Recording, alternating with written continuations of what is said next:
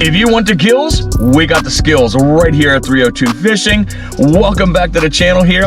If you're brand new or if you've still been hanging around and you haven't already done so, smash that subscribe button, click that notification bell, drop a comment below. Guys, I do have an Instagram page if you're curious. Down in the description field below is my link right there. You can go onto our page and follow that if you want as well too. We'd appreciate it. We're absolutely humbled and grateful at the amount of subscribers we have picked up at the beginning of this year, guys. You don't know. So we do love you guys for doing that. And of course, we appreciate you watching all of our videos that come up in front of you, man. It's we absolutely just love it. That's all it is, guys, because I mean, we didn't think we were going to be where we are right now, but it's all because of you. So thank you very much.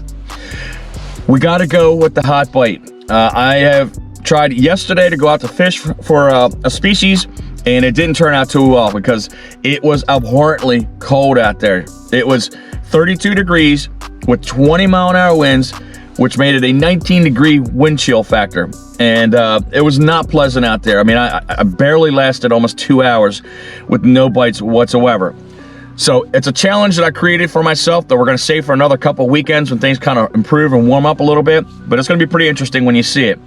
But today, the hot bite still is the chain pickerel. I don't want to do a sunny episode. Everybody and their mother's seen crappie, which is hard between right now times with the weather going as it is right now to try to locate those guys if you don't have a boat. And the bass, of course, they got a pillow pulled up and they're still sleeping somewhere. So that chain pickerel bite is still on because I saw Dave and Matthew, the gentleman you saw me collaborate with on the last channel, they went back out again and they were still having a field day with those chain pickerel. So we're gonna fall back onto the spoon. I'm sure you remember that last episode where I didn't have the spoon that I wanted. Well, Dick still didn't have that spoon, but I did get something that was right along the same colors on the two baits I had, which is the Fire Tiger color. So we're gonna come out with the Thomas Boyum. This is 1/6 of an ounce. This is a spoon right here that looks exactly like those two baits I was using, and I'm hopeful that we're gonna get some of those chain pickerel on there. I would love to get one of those big chain pickerel that David and Matthew have already landed on this body of water. So give me a moment, I'm gonna tie that on. We're gonna start casting around and see how long it takes to get one of those slimy, toothy critters right on the end of the line. All right, so one thing I found out here when I kind of researched this small little bait right here, the manufacturer of this bait right here recommends that you tie directly to the bait. Do not use a swivel unless you are trolling. So that's exactly what we're going to do is we're going to tie our line right straight to that bait so that the bait travels through the water the proper way, the way it was designed. So give me a couple seconds. Dad, if you're interested, pointing this out to you right now, this particular company right here is literally 8 minutes away from your mountain home. If you look on the back of the package right here, it's Thomas Spinning Lures over on Wayne Avenue in Hawley, PA. So check that out, Dad. It's pretty cool that he's close to you where this bait is manufactured. So of course it's made in the USA and we all like stuff that's all American made and American bought, which is what I just did here to go ahead and help our economy out. But let's stop talking, let's get this thing wrapped up and let's get this thing out in the water and get some fish on. So the one thing I'm already noticing on this spoon right here, obviously it's a great looking color. We got a small hook on here, but they're sharp. I can feel them already. But you can see these little notches right here. I've never seen this before, so maybe that's what creates the wobble on the bait and everything else. I don't know, but if anybody knows, drop a comment below and let me know why those notches are there. But let's get this tied on. We're going to just do a traditional Palomar knot, and we'll start searching for these chain pickerel. All right, I did prepare here, so in the event we don't catch any chain pickerel right here, I do have a container full of worms, and we can head down the spillway here and try to drop down on those panfish. The water is super clear. It's kind of low right now. You can see all the rocks are exposed on the shoreline, so the farmer must have let out some of this water here. I'm hoping that doesn't put these chain pickerel off further, but let's get this bait out there, start making this thing happen here.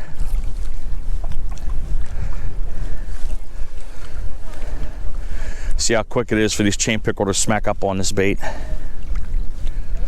But we're right in the right spot to where Dave and Matthew had hunted for these particular fish. Let's see how it's traveling through the water here.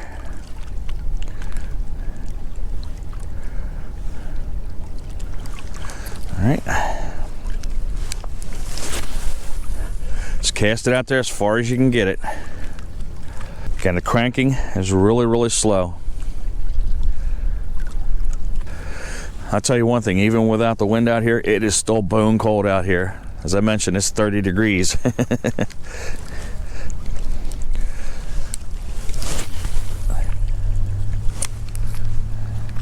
I guess I should get my net prepared right here so we're ready if we catch one of those big ones.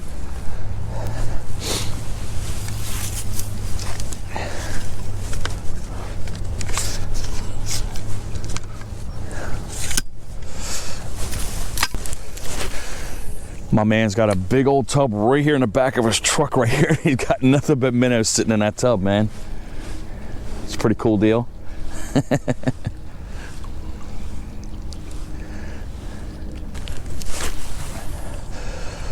I'll tell you one thing, it's amazing that little bugger goes so far. As light of a weight it is.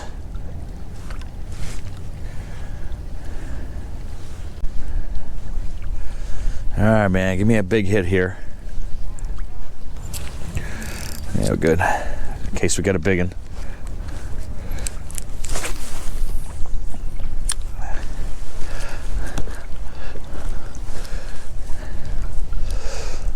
I don't know how long these batteries are going to last in this GoPro. One thing I did find out, if you guys are wanting to use these GoPros in low temperatures, around these 30 degree and below temperatures, those batteries die. So try to keep the batteries near your person so they stay as warm as possible until the last moment before you put them in the camera there. All right, so I come here a lot here, guys, and I always see this gentleman out here. He's always fishing all the time. His name is John. My man, he's got it right here. As I told you, he's got a big old bin full of shiners and minnows and everything else. Just shiners, yeah. But he was out here, and you'd be surprised what you catch out of here. Obviously, we catch some big old bass and some chain pickerel and everything, but look at this. And anywhere in Delaware, they're gonna fall out of the seats right now when they see this. Look at the size of this crappie, guys. Are you kidding me? That is a 1.5 pound crappie, guys, right there out of this body of water. That is truly insane. I've never seen a crappie that big before, ever in my whole life. But this is a unicorn here in Delaware. Usually they're about as big as your palm, but never as big as your head. Yeah, that's a nice. But there you go. That's an absolute beautiful crappie, guys. Yeah. All right, great job, John. All right. All right. Here, we'll let them go. All right, here we go, guys. That is an insane sized crappie right there. All right, she's moving around. Flip around. And she's gone, guys. She's making her way out. There she goes. All right, man. Wow, wow, wow. That was huge.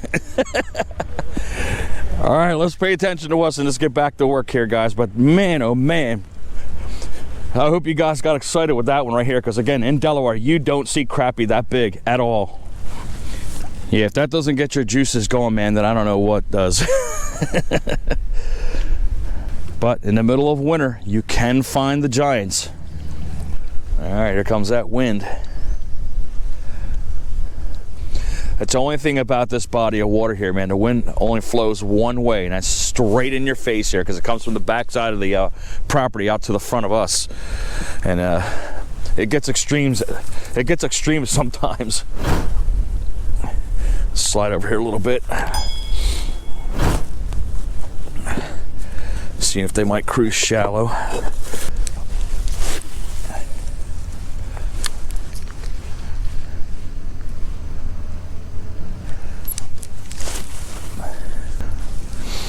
But you can definitely see how cold it is. I mean, you can see all the ice forming right up on the edge here of this pond.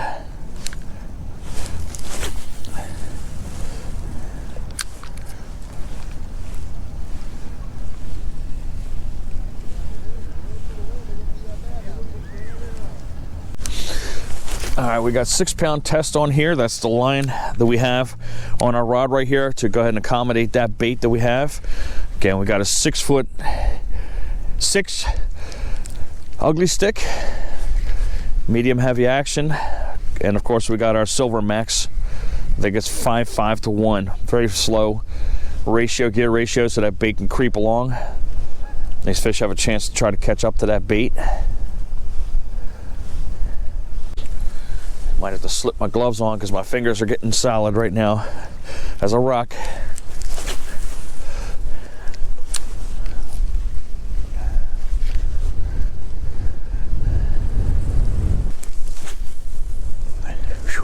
brutal. That wind, man, I tell you, cuts right through. Let's get back over where my net is at here. No, Grover hasn't taken over the channel. I got my Snuggadoos on. Don't judge. They were $1. I don't care. It keeps my hands warm. But we're gonna throw a couple more casts here. I'm gonna work this shoreline. Just go back and forth, back and forth. I'm sure we'll find something here.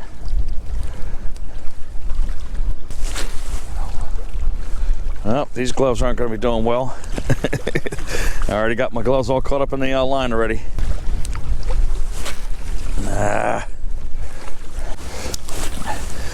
All right, well, I'm gonna have to suffer with the conditions that are here because the gloves are not conducive to me fishing. It's got these little pills on it and they got caught in a fishing line. So I'm gonna have to take a couple pauses here just to warm the hands up every once in a while. All right, I gotta watch where this guy's bobber's at. I don't know where he's floating at. Oh, he's way over there. And I'm out of the way, so we're good. I don't want to go crossing their lines and everything else and be disrespectful. But man, this is going to be a tough episode, guys. I'm really struggling right here without gloves.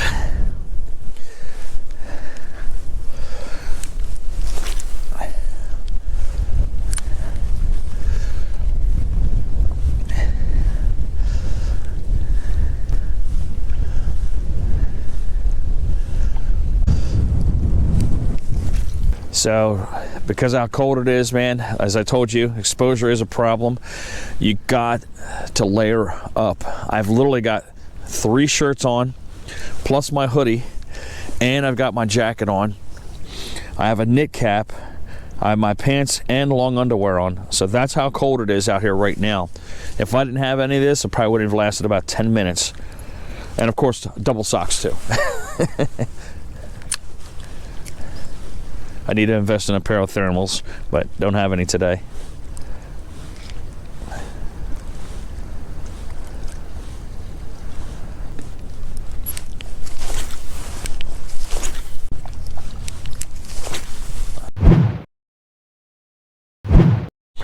All right, it's hard enough for an old man like me to go ahead and try a tie knot with the crappy manual dexterity that I have, but having your hands frozen like blocks of ice and not have great manual dexterity, it's proving to be a daunting task here, because it's a small jig and everything, and my eyesight's not the greatest, as I mentioned before in this channel.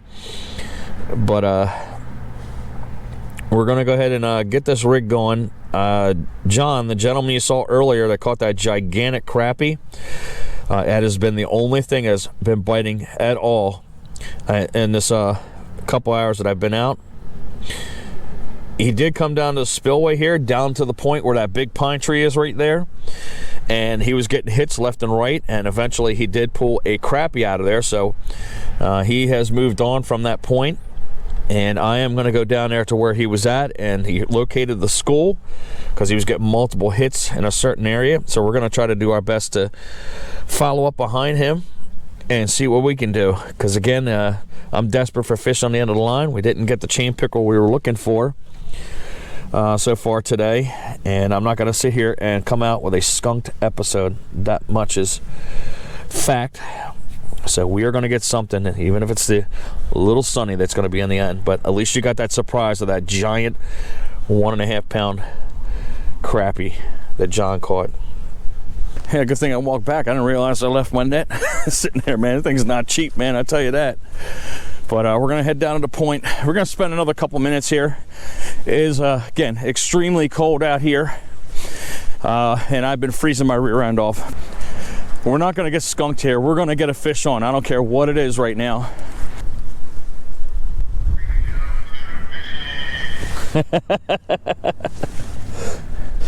Guys, I'm sure you heard that. That was a state trooper, man, yelling 302 fishing, man. How cool is that?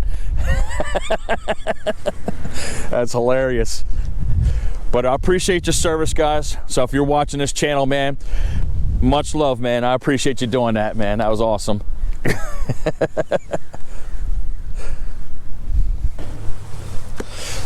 All right, he's casting right straight out the middle and right up the gut. That's where he saw the school at, so that's where we're gonna put it at.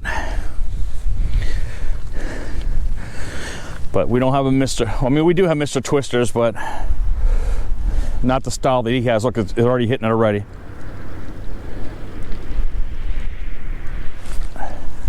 Fish on, guys. We are not skunked.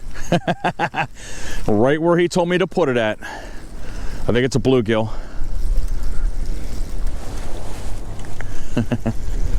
What do we got? Yes, nice looking sunny here. Big one. Good looking size, guys. Palm size. That's a fatty right there. But that didn't take long. Look at this thing, guys. Look at the size of this bluegill. Big as my palm here. That's a really good size. Sunny right there. And look at the odd shape of his head. Almost looks piranha-ish. But thank you, Mr. Sunny. I appreciate you. As soon as it landed in the water, that fish had it. Whew. Oh my God. I have never experienced so much bone cold tingling pain in my fingers in my life. My snuggadoos, don't judge, they were causing me problems when I was trying to cast, and the little pill things kept going in the line, so I couldn't use the gloves. So I wasn't gonna run around town looking for another set of gloves. I had to just buck it up and get out there, man, and man, my fingers were stinging. But guess what? We did not get skunked, albeit it's the lowly sunfish that comes on the end of the line, but it's fish nonetheless, guys. We've got another one in the can here for the channel. It did turn out to be a slight positive because I want to give a shout out to John. I had to get this fish on camera because these size fish are like unicorns here in Delaware. You do not see a fish this size ever in a great while. And that was that 1.5 pound crappie. That thing was insanely big. Wow. That was the only fish that he caught in the day. He caught it on shiners. So he was using shiners, I was using worms to catch the little sunfish over here. So you can see how tough it is in the state just to get that bite on. It was very slow this weekend. And I'm kind of disappointed that chain pickerel didn't work out there. I mean, I was excited to get that blade out there, that spoon, but it wasn't happening. It was very low. The water was out here. I'm not saying that's the excuse, but I think it might have pushed them further out into the deep, and it's probably half the reason why we weren't able to get that bite on. But John, great job on that fish, man. What a fish of a lifetime. I also want to give a shout out to that Delaware State Trooper who was driving up the road here, and he shouted out 302 fishing. I thought that was awesome. So whoever you are, if you're watching my channel, I appreciate you. Thank you very much. Be safe out there, man. I have a great, strong affinity with all these officers that are out there, law enforcement out there doing their job, man. Stay safe, man. Keep doing your thing, man. I appreciate you like everybody else does. But I love the fact that you did that. That was awesome. I'm hoping you guys stay warm, and hopefully you're catching bigger fish than I am right now, because it is an absolute struggle to the beginning of this new year, but I am going to keep fighting to get those episodes in front of you and try to produce bigger and better fish as the time flies by. Like, subscribe, push that notification bell, share this video out. Hopefully you guys have a great week, and as always, fish on.